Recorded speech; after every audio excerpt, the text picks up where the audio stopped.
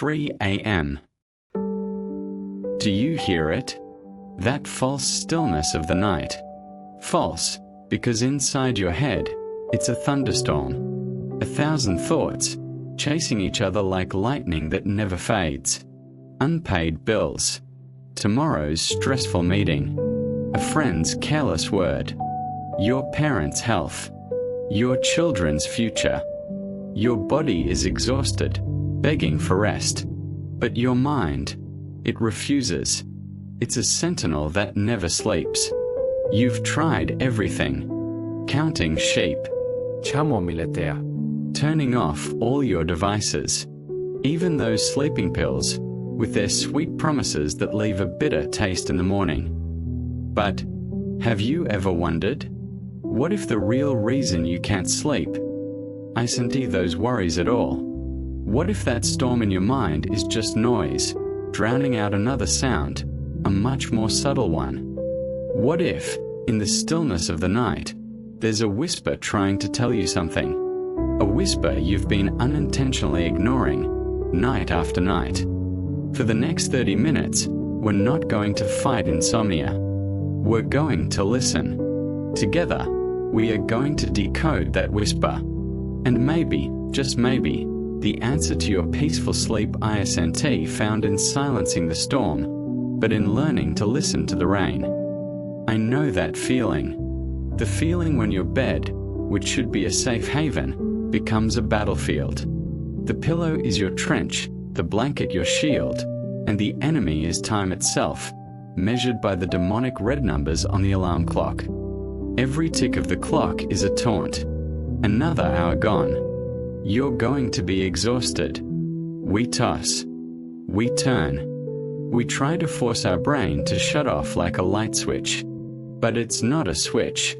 It's a garden. And if you keep planting seeds of worry, fear, and regret, you can't expect it to bloom with flowers of peace. Here is our first clue. That whisper is not an enemy. It's not here to make you more tired. It comes as a messenger. But what is the message? Be patient. There's a story in the Bible that I love. When the disciples were in a boat in the middle of a storm, they were panicking. The waves were high, the wind was fierce, and Jesus was asleep. When they woke him in desperation, he simply stood up and said, "Peace, be still." And the sea became calm. For years, I thought the message was about God's power. But now I see something else. Perhaps the lesson for us, in our sleepless nights, isn't to try and scream at the storm in our minds. It's to learn how to awaken the one who is right there in the boat with you, and to say, "Lord, I can't, but you can." This is the first, most crucial shift, from fighting to letting go, from trying to control to trusting in surrender. Can you feel that? The relief in realizing you don't have to fight through the night alone. Imagine your mind is a ship, adrift on a dark sea. The waves of anxiety crash against it, one after another. You need an anchor. God's word is that anchor, not as dry letters on a page, but as living, breathing promises from the one who created the universe. Close your eyes. I mean it. If you're in a safe place, close your eyes and listen as I read these words from Psalm 23. The Lord is my shepherd, I shall not want. He makes me to lie down in green pastures. He leads me beside the still waters. He restores my soul. Don't just hear it. See it. See the green pastures under your feet. Feel the coolness of the still waters. Feel the shepherd's hand on your shoulder, steady and safe. This isn't a visualization exercise. This is you stepping into a spiritual reality, one that is more real than the worries keeping you awake. Now, we're going to practice something simple. A covenant breath. Breathe in, very slowly. As you inhale, whisper this phrase in your mind, "Be still." And as you exhale, just as slowly, let the phrase complete itself in your mind. and know that I am God. Let's do that again. Inhale, be still. Exhale, and know that I am God. Every breath is a declaration. You are telling your body, your mind, every tense cell within you, this doesn't depend on me. I can rest, because someone greater is in control. Here is our second clue. That whisper is inviting you into this stillness. In that stillness, the giants will appear. The real fears. Fear of failure. Fear of loneliness. Fear of sickness. Fear of not being good enough. The Bible tells the story of David and Goliath. David didn't pretend Goliath wasn't there. He looked that giant right in the eye and called him by name. Tonight, maybe God doesn't want you to ignore your fears. He wants you, in the safety of His presence, to name them. Whisper it. Lord, I'm afraid of. I'm worried about. And as you name them, something miraculous happens. They are no longer formless specters haunting you. They become specific things you can place in God's hands. You are saying, this Goliath is not mine to fight. It's yours. Do you know the most wonderful thing about the night? It always ends. The dawn is a promise that never fails. Lamentations 3 verses 22 to 23 says, "The steadfast love of the Lord never ceases. His mercies never come to an end. They are new every morning." Sleep isn't just a shutdown. It's an act of faith. Faith that you can release your grip on today, because you trust that God's new mercies are already waiting for you tomorrow. He has gone before you. He has prepared the way. So let the night be where you lay down the burdens of the old day, so you can wake up with open hands, ready to receive the new things He has prepared. Science tells us about REM sleep, about how the brain clears out waste and consolidates memories. It's a biological marvel. But faith gives us an even deeper perspective. Sleep is not just biological repair. It is spiritual restoration. Imagine you are a precious violin. After a long day of being played, the strings might loosen, the body might gather dust. When you sleep in surrender, you are placing yourself in the hands of the master craftsman. He doesn't just wipe away the dust. He retunes the strings. He mends the scratches. He restores your original sound, so that when you wake, you are not just rested. You are renewed, ready to once again make beautiful music for His glory. We've traveled a long way together tonight. We've talked about letting go, about anchors, about giants, and the promise of the dawn. And now, it's time to solve the mystery that began our journey. What is the whisper? It is not an accusation. It is not a list of your wrongdoings. It is not a reminder of your failures. The whisper you hear in your sleepless nights, the one drowned out by the storm of anxiety, is actually just 2 sentences. It is the voice of the Holy Spirit, the voice of the Good Shepherd, speaking to your weary soul. Stop striving. I am here. That's it. That's everything. Stop striving. Stop fighting. Stop trying to figure it all out on your own. Stop running from the fear. Stop carrying the weight of the world on your shoulders.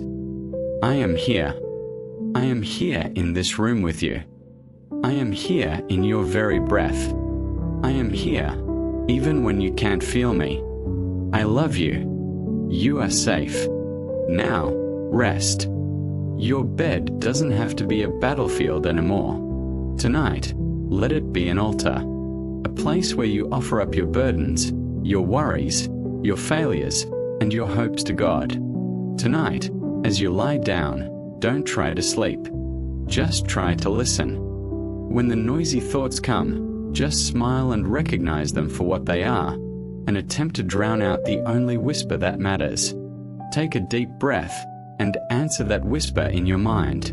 Yes, Lord. I'm stopping. I know you are here. You won't believe the peace that follows that simple act of surrender. Thank you for joining me on this journey through whispers in the night, here on the Stillness Sanctuary. If this episode spoke to you, please share it with a friend who also needs a night of peaceful sleep. And don't forget to subscribe, so we can continue exploring the quiet places of the soul together. And now, close your eyes. May you have the deepest sleep, and know that you are held and you are loved. There is a promise from God, tucked away among thousands of others. A promise that when you truly sleep on it, it has the power to rewire your brain, to heal the damage in your body as you sleep. This isn't a magic spell, nor is it some far-fetched miracle. It is a biological and spiritual key, one that has existed for millennia, yet has been forgotten in the frantic pace of the modern world. The question is, do you dare to believe that your sleep tonight could become surgery for your soul without a single scalpel? Join me for the next 30 minutes as we find that forgotten key. I know the feeling, the one where your body lies down, but your mind refuses to. It's a three-ring circus of anxieties. Do you hear them? What do I have to do tomorrow? Where did I go wrong? Is everything going to be okay? Your mind is a train station, and the worry trains just keep arriving and departing, non-stop.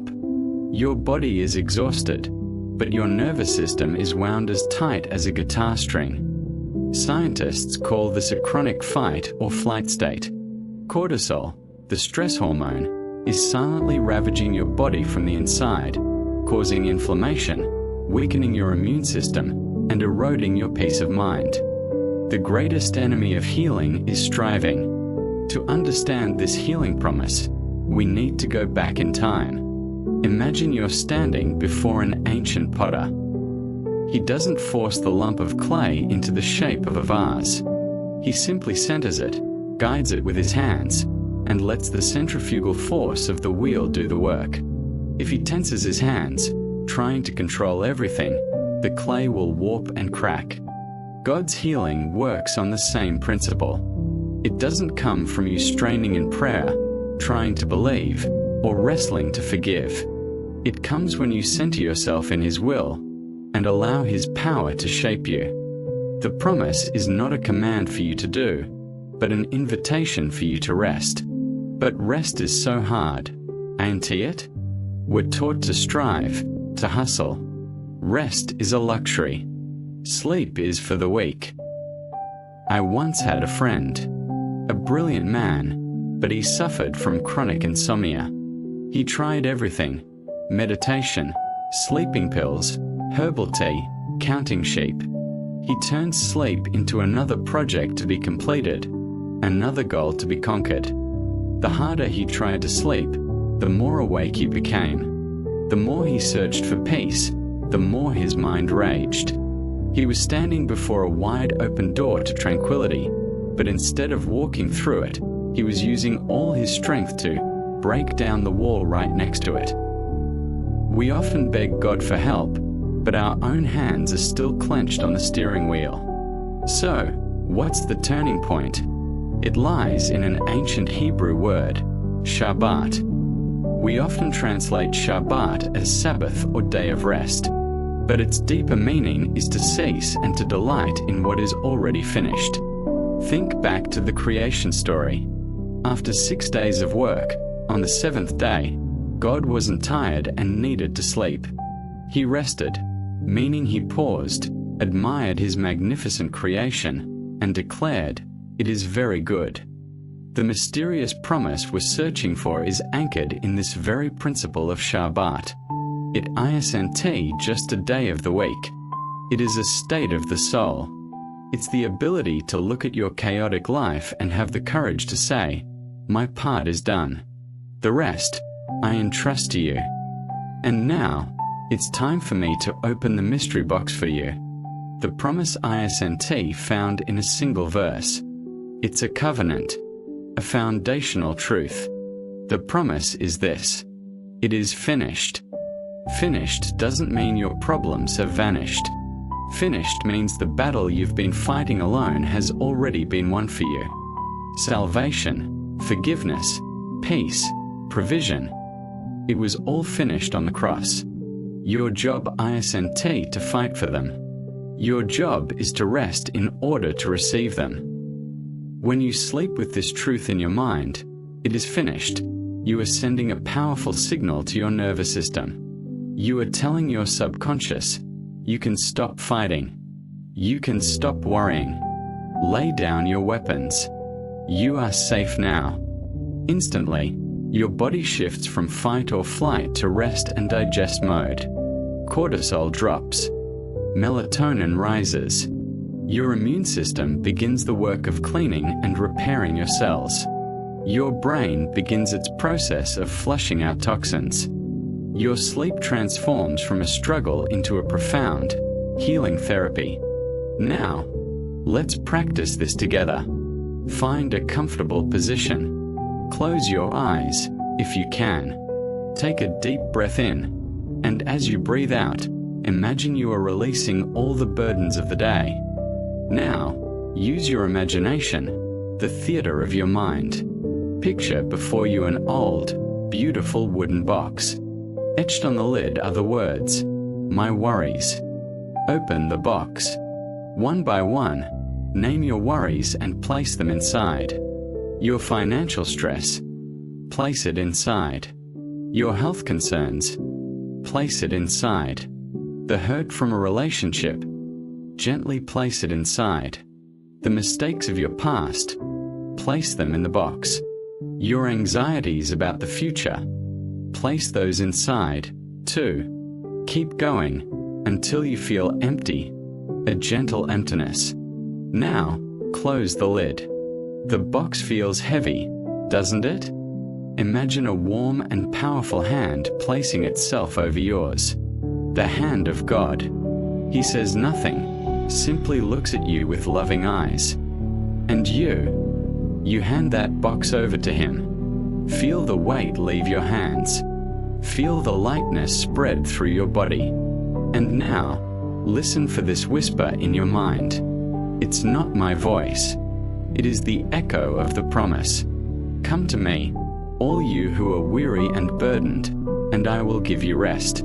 Matthew 11 verse 28. Rest is not something you have to earn. It is a gift, waiting to be received. Now, let your body sink into that rest. Sink into the truth that it is finished. Stay in this space. No need to think. No need to analyze. Just be. Just trust. You are safe. You are cared for. Healing is happening right now, in this stillness. The key we were searching for wasn't a complicated formula, but a simple act of letting go. The promise of it is finished isn't meant to make your problems disappear overnight. It's meant to change your posture towards your problems, from a lone warrior to a beloved child resting in their father's arms. The promise of it is finished isn't meant to make your problems disappear overnight. It's meant to change your posture towards your problems, from a lone warrior to a beloved child resting in their father's arms. Tonight, when you lie down, don't try to sleep. Try to rest. Hand over your box of worries and whisper to yourself, it is finished. I will be at rest. Let your sleep do its work, and let God do His. Thank you for joining me on this journey. If this episode resonated with you, please share it with someone you know who needs a night of peaceful sleep. And I would love to hear your experience. Leave a comment below. What are you placing in your box tonight? May you have a peaceful night's rest, held by the promise.